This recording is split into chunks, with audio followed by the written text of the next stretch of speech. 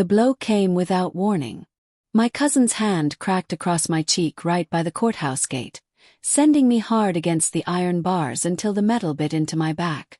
A pair of cuffs snapped shut around my wrist and clamped me to the rail as if I were a stray animal to be tethered and forgotten. He leaned in close, his breath foul, hissing words. Family disgrace, that landed like blows. A wet glob of spit splattered my face. I looked past him to my father. He sat there motionless.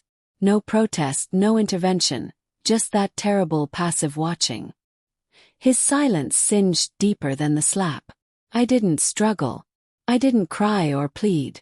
I stayed quiet because in 5 minutes, silence would be the weapon I wielded. This wasn't a new thing. My cousin had been trying to break me for years. As a child, I'd convinced myself it was just rivalry.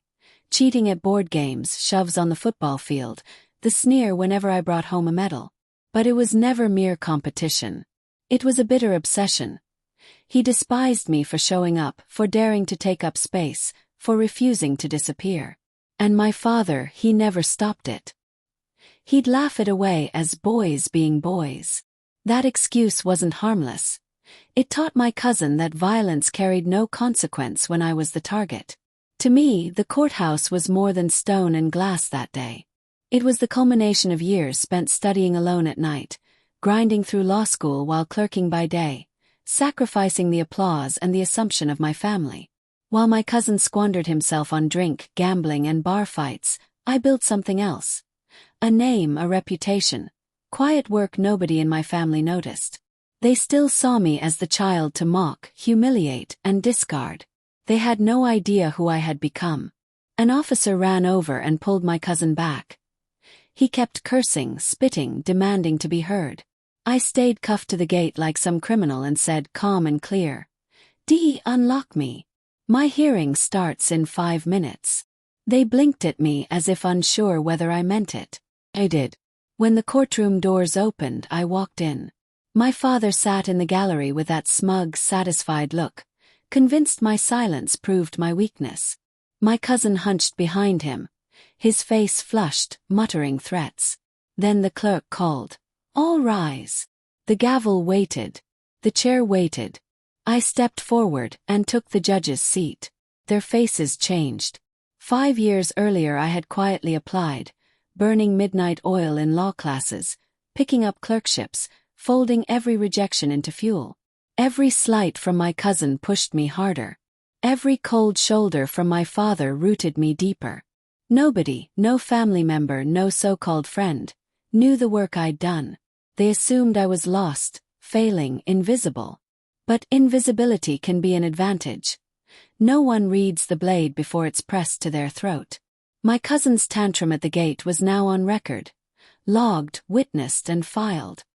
His fights, his debts, the pattern of his failures became part of the file I carried into court.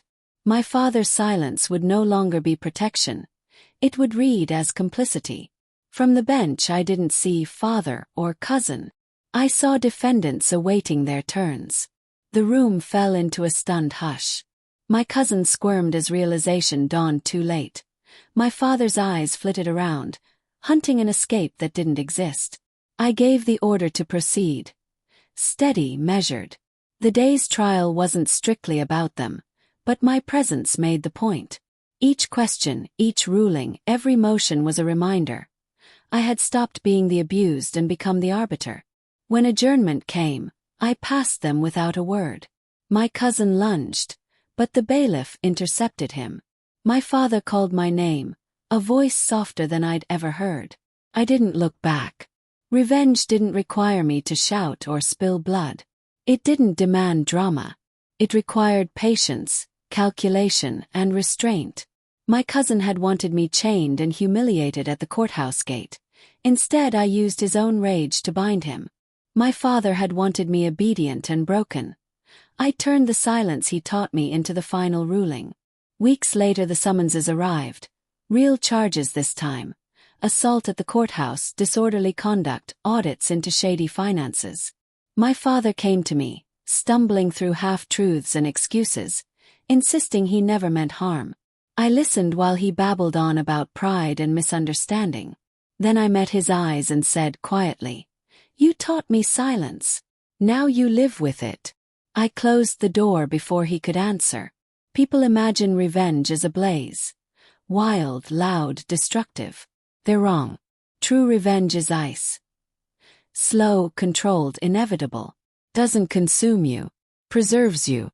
At the gate they thought I'd been shackled. 5 minutes later they understood the truth. I had never been their prisoner. I had always been their judge.